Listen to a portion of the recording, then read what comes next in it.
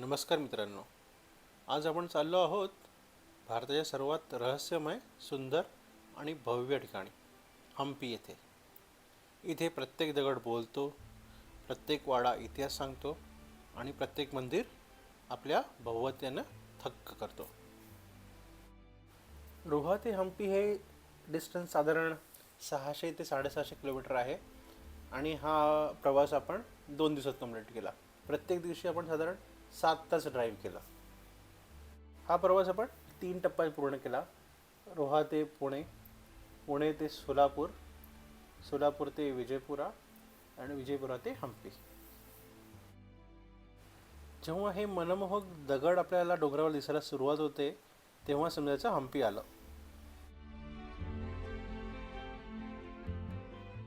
ही जी मला वास्तू दिसते ती आहे हम्पी बाजार, जुन्या काळातील हम्पी बाजार.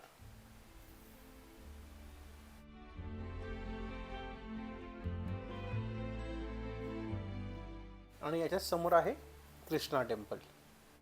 कृष्ण मंदिर हे विजयनगरच्या राजा कृष्णदेवरायांनी 16व्या शतकात बांधलं.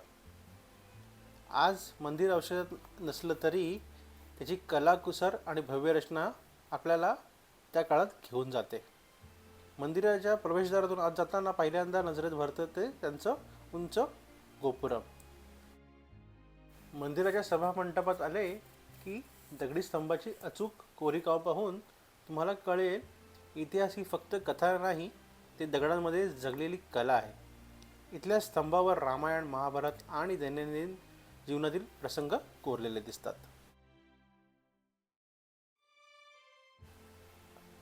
आता आपण बघायला जाऊया लक्ष्मी नरसिंह मंदिर किंवा उग्र नरसिंह मूर्ती. ही हम्पीतील सगळ्यात मोठी मूर्ती आहे आणि ही मूर्ती 1558 साली राजा कृष्णदेवरायांनी उभारली. मूर्तीच्या सभोवती असलेले अवशेष, शांतता आणि दगडाच्या पार्श्वभूमीमुळे इथे एकच वेगळीच आध्यात्मिक भावना निर्माण होते. फोटो आणि व्हिडिओसाठी ही हम्पीतील एक सर्वात आकर्षक ठिकाण आहे. ही मूर्ती एक शिल्प नाही, तर ती एक विजयनगर साम्राज्य, सामर्थ्य, कलाशक्ती आणि आध्यात्मिकतेची निशाणी आहे. इथे दरवर्षी हजारो पर्यटक येतात आणि नरसिंह अवताराची उग्रता आणि संरक्षण भाव अनुभवतात. मूर्तीची उंची तब्बल 22 फूट, सिंहमुख, विशाल डोळे, उभट दात आणि हातांची भव्यता पाहून खरंच नरसिंह अवताराची उग्रता अनुभवायला मिळते. बाजूला कोरलेले सर्प, पाठीमागचा शेषनाग आणि सिंहासनासारखी रचना, सगळं एकदम नेत्रदीपक.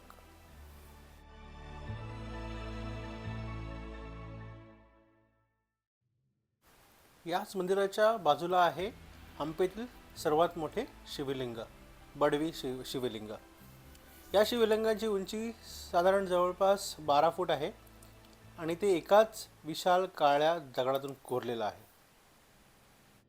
हे शिवलिंग पाण्याने भरलेलं असतं आणि नदीचं पाणी नैसर्गिकरित्या इथे आणलेलं आहे.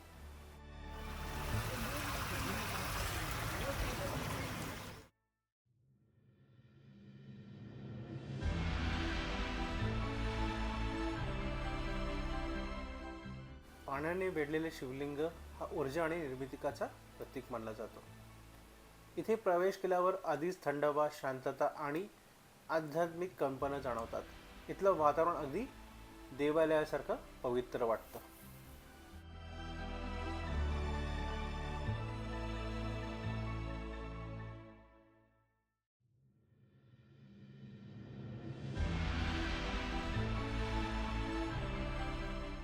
आज आपण भेट देऊया लोटस टेम्पलला. लोटस टेम्पल किंवा कमळ महल हे विजयनगर साम्राज्याच्या राणीच्या आवारात बांधलेलं एक राजेशाही मंडप आहे. तर आता आपल्याला प्रश्न पडेल की महलाचं नाव कमळ महल का आहे. तर याचं कारण असं आहे की आपण जर हे समोर जे दिसतंय महल, हे आपण जर वरून पाहिलं तर संपूर्ण छप्पर कमळांच्या पाकळ्यासारखं दिसतं.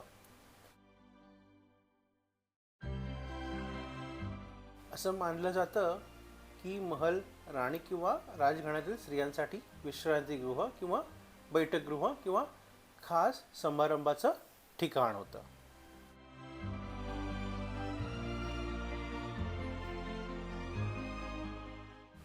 आता हे जे समोर दिसतंय त्याला एलिफंट स्टेबल्स किंवा हत्तीशाळा म्हणतात. ही संपूर्ण रचना 15व्या-16व्या शतकात विजयनगर साम्राज्यात बांधली. राजघराण्याचे 11 हत्ती इथेच ठेवले जात असत.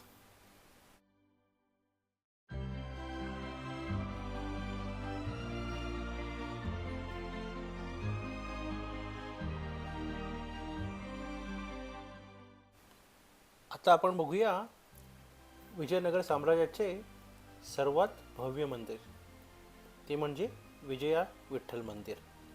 15व्या शतकात बांधलेलं हे मंदिर आपल्या अप्रतिम नक्षीकाम शिल्प आणि वास्तुकलेसाठी जगप्रसिद्ध आहे. आणि तुम्हाला माहीत आहे की मला माहीत नाही, पंढरपूरला जी विठ्ठलाची मूर्ती आहे ती मूर्ती याच मंदिरातून पंढरपूरला नेली. मुघलांनी जेव्हा आक्रमण केलं होतं या विजयनगर साम्राज्यावर, तेव्हा ही विठ्ठलाची मूर्ती सुरक्षितरित्या पंढरपूरला हलवली गेली आणि आपण जी विठ्ठलाची पूजा करतो ती पंढरपूरला करतो. याच मंदिराच्या मध्ये तुम्हाला म्युझिकल पिलर्स किंवा संगीतमय खांब तुम्हाला पाहावयास मिळतात.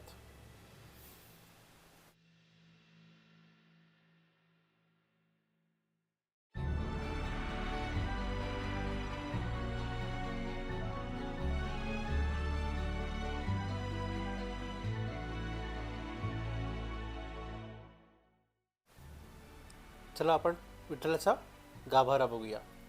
इथूनच ही मूर्ती पंढरपूरला हलवण्यात आली.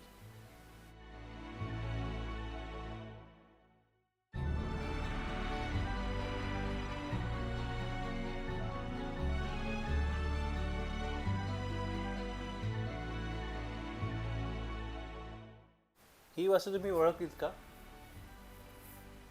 हा जो दगडी रथ आहे हा आपल्या 50 रुपयाच्या नोटांवर पण छापलेला आहे. हा दगडी रथ म्हणजे हंपीतलं सगळ्यात मोठं आकर्षण. तुम्ही कधीही हंपीमध्ये आलात तरी या रथाभोवती तुम्हाला गर्दी दिसते. सगळे पर्यटक या रथाचा फोटो काढण्यासाठी आतुरलेले असतात. या परिसरात मन अगदी प्रसन्न होतं. तुमचे 2 किंवा 3 तास कसे इथे निघून जातील तुम्हाला कळणारच नाही आणि तुमचं मन पण भरणार नाही. परंतु फोटो, व्हिडिओ किंवा सेल्फी काढून तुमच्या फोनची मेमरी मात्र भरू शकते.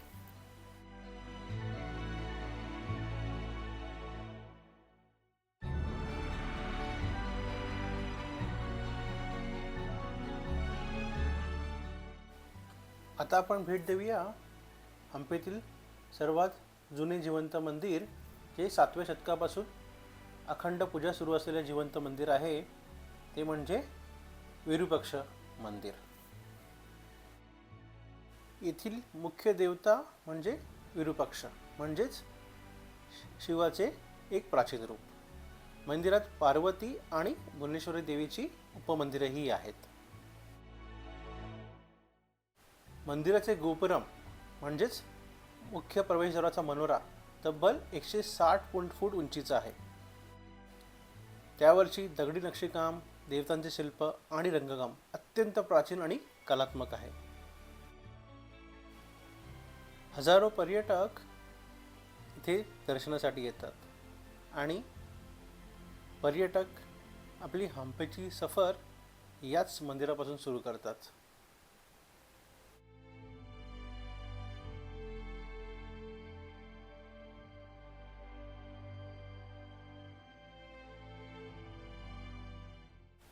मंदिराच्याच मागे प्रेक्षणीय अशी नदी आहे. तुम्ही मंदिराचं दर्शन झाल्यावर या नदीवर जाऊ शकता आणि तिथलंही सौंदर्य अनुभवू शकता. तर हंपीचा हा भाग आपण इथे संपूया. आपण भेटूया हंपीतील दुसऱ्या भागामध्ये. व्हिडिओ आवडल्यास सबस्क्राईब करायला विसरू नका.